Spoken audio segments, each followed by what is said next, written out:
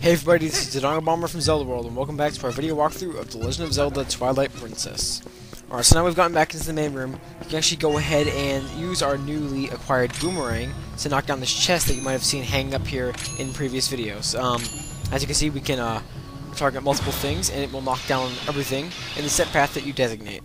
So, grab these rupees if you want. But what we really want is what is inside the chest, and this is a very helpful item that you may notice from previous Zelda games.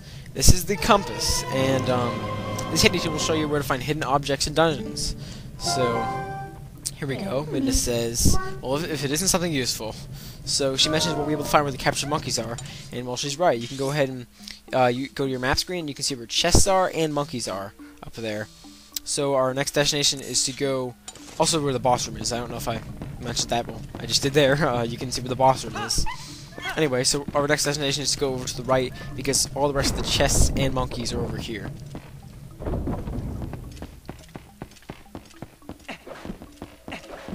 Okay, so we're back in this familiar room. You can go ahead and kill the Dekubala if you want. I have this little obsession with killing enemies every time I walk into a room.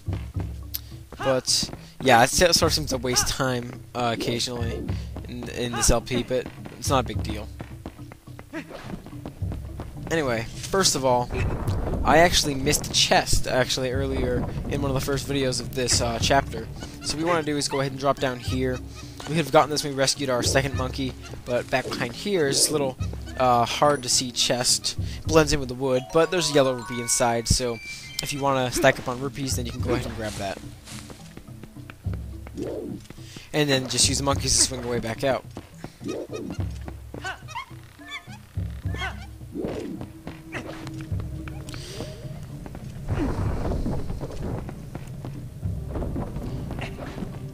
Okay, now that we're done here, you can go over here, and you'll notice there's a big chest behind there. Well, if you look closer, there's a Z on the floor, and basically you have to target these little propellers in the shape of the Z that you see on the floor, and that will cause the door to open. I remember when I first played, I tried so many times to open it up, and I just didn't see the Z, and finally I was like, oh, well, duh, you know. But let's go ahead and open this to see what's inside. Pretty heavy-looking chest. And it's the big key. It gains access to the Lair of the Dungeons boss. They could just call it the boss key, because probably the only game that it opens chests as well as the boss room is A Link to the Past. So essentially, it's just the boss key, and I'll be calling it that throughout the LP. And well, yeah, it's good to get that out of the way now, because if you have to go searching for it later, it just sort of gets annoying. Right there, I just showcase how you can pull enemies such as keys towards you with the boomerang. You can't kill them, but it is useful for pulling them towards you, I guess, if you want to hit them with your sword. That'll actually come into play later for a rupee grinding trick, but that's for a later chapter. Now right here, this is kind of funny. I don't think I showed this earlier, but if you shoot these Bokoblins with their slingshot, they will actually go to attack you, but commit suicide and fall off the edge. It's really pointless, but I thought it was funny, so I decided to share it. And here goes the other guy. I'm right off the edge. Okay, so there's no winning here, but we can use our boomerang to adjust this platform, accessing this second half of the dungeon.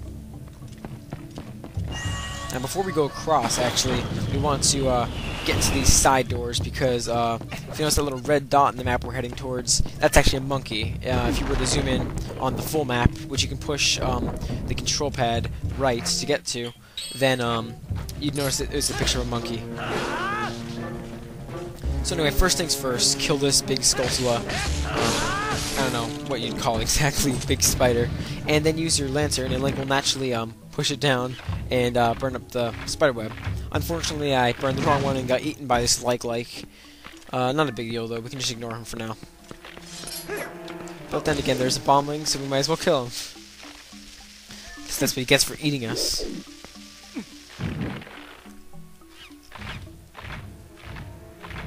I think it's funny how it willingly eats the bombling. I mean, if someone's putting a flashing plant into your mouth, I wouldn't really feel very safe eating it. But hey, we get 20 rupees from it. That's a pretty nice prize, I guess. Yeah, oftentimes it's a smart idea to kill all the enemies, especially in enclosed rooms like this. You don't want to leave too many enemies around, otherwise they can overwhelm you, especially since we only have 3 hearts right now. You want to be very careful. Even though this isn't a very challenging Zelda game, it's wise to be careful anyway.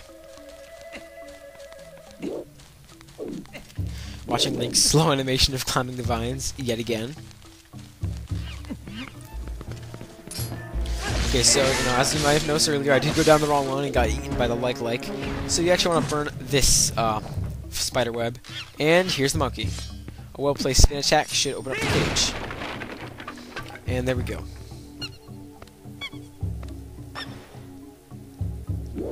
Now, he randomly jumps into nothing. It's kind of funny, like, where does he go? There's no exit down here. Well, I don't know, maybe there's a little monkey exit or something. But we just want to climb up the vines and get out of this room, because there's really nothing more we can do in here.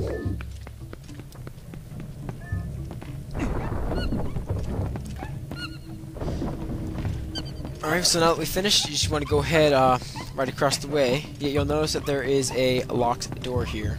So we can't do anything really there yet. We're going to have to go on to the north side of the dungeon. Just go ahead and equip your boomerang and turn the platform. I accidentally went the wrong way here for a second. Okay, so just go ahead up. You'll know which way is the right way by that little step-up platform there. If you see just stairs, then you're going back to the beginning of the dungeon. Okay, so in here, you'll notice there's all the monkeys we've rescued, and they're standing on little pedestals, or I guess fungus growing on the side of this giant tree. So yeah, now we have 2 monkeys left to get, as Minna's about to say here. Yep, we have to help all the monkeys, and there is one off to the left here. As you'll notice, there's that boss room up front there, and then there's one in the left. So we're heading for that, and then going back to that locked door, because there's a key in this room we're about to enter. Just turn these platforms, kind of tedious, but luckily we can do that with the boomerang, otherwise we'd be, well, no way of getting around with the dungeon. I don't know why I tried to kill the Bokoblin from down there, but in any case, we can just target this guy, shoot him, maybe back up a bit. Whenever I play Zelda, I have this little thing, like, I try to kill an enemy one way, if it doesn't work, like, say, Link doesn't aim high enough to kill the Waltzla, I'll keep doing it until he shoots it, sort of wasteful of the seeds in the slingshot. But oh well. It's just this one little thing I have. Yeah, you're going to start to notice more quirks that I have in Zelda throughout this walkthrough. But after Chapter 1 here, I'll probably stop pointing them out. Hey, the boomerang takes him out with 1 hit. I forgot about that.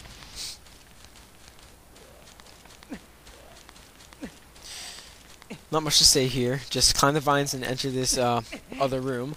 But it looks like we're wrapping up the end of this episode, guys. I will see you next time, where we continue, get the last of the monkeys, and then even beat the dungeon. This is the Donga Bomber, and I will see you next time.